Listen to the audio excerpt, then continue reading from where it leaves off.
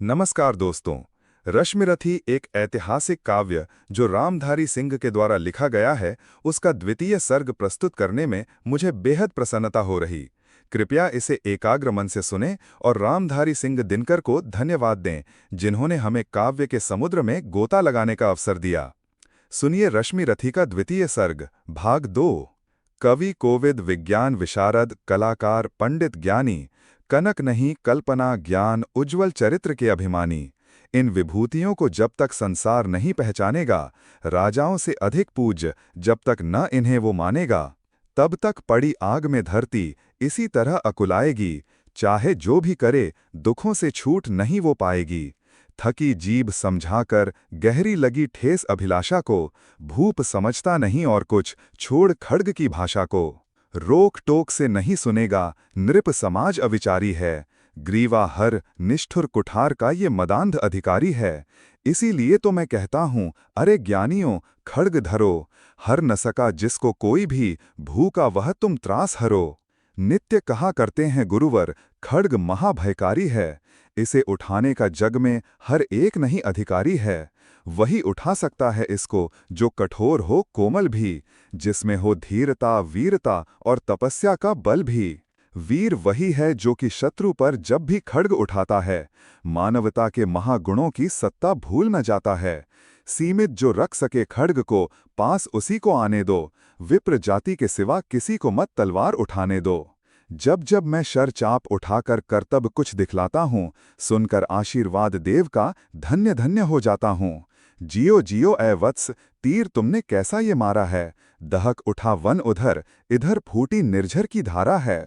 मैं शंकित था ब्राह्मा वीरता मेरे साथ मरेगी क्या, परशुराम की याद विप्र की जाति न जुगा धरेगी क्या। पाकर तुम्हें किंतु इस वन में मेरा हृदय हुआ शीतल, तुम अवश्य ढोगे उसको, मुझ में है जो तेज अनल।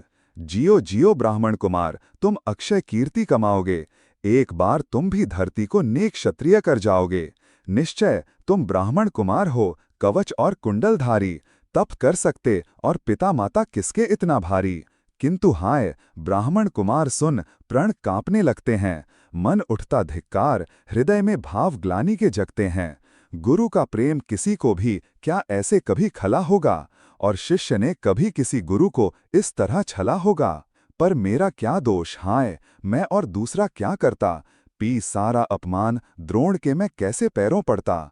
और पांव पड़ने से भी क्या, गूढ़ ज्ञान सिखलाते वे, एकलव्य सा नहीं अंगूठा क्या मेरा कटवाते वे।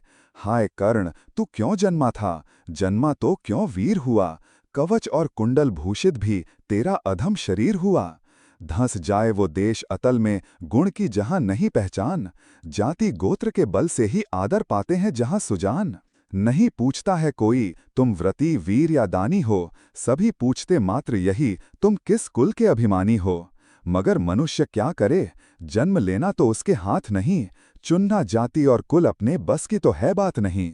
मैं कहता हूँ अगर विधाता नर को मुट्ठी में भरकर कहीं छींट दे ब्रह्मलोक से ही नीचे भूमंडल पर, तो भी विविध जातियों में ही मनुष्य यहाँ आ सकता है। नीचे हैं क्यारियां बनी तो बीज कहाँ जा सकता है। कौन जन्म लेता किस कुल में, आकस्मिक ही है यह बात, छोटे कुल पर किंतु यहाँ होते तब भी कितने आघात। हाय जाति छोटी है तो फिर सभी हमारे गुण छोटे, जाति बड़ी तो बड़े बने वे रहें लाख चाहे खोटे। गुरु को लिए कर्ण चिंतन में था जब मग्न बैठा, तभी एक विष कीट कहीं से आसन के नीचे बैठा। वज्रदंष्ट वर लगा कर्ण के उरु को कुतर कुतर खाने, और बनाकर छिद्र मांस में मंद मंद भीतर जाने।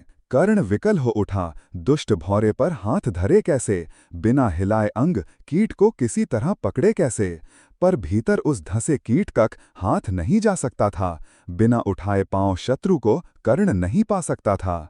किंतु पांव के हिलते ही गुरुवर की नींद उचट जाती। सहम गई यह सोच कर्ण की भक्तिपूर्ण विवल छाती। सोचा उसने अतः कीट यह पिए रक्त पीने दूंगा, गुरु की कच्ची नींद तोड़ने का पर पाप नहीं लूंगा। अगले भाग के लिए चैनल को सब्सक्राइब करें और बेल आइकॉन को दबाएं। धन्यवाद।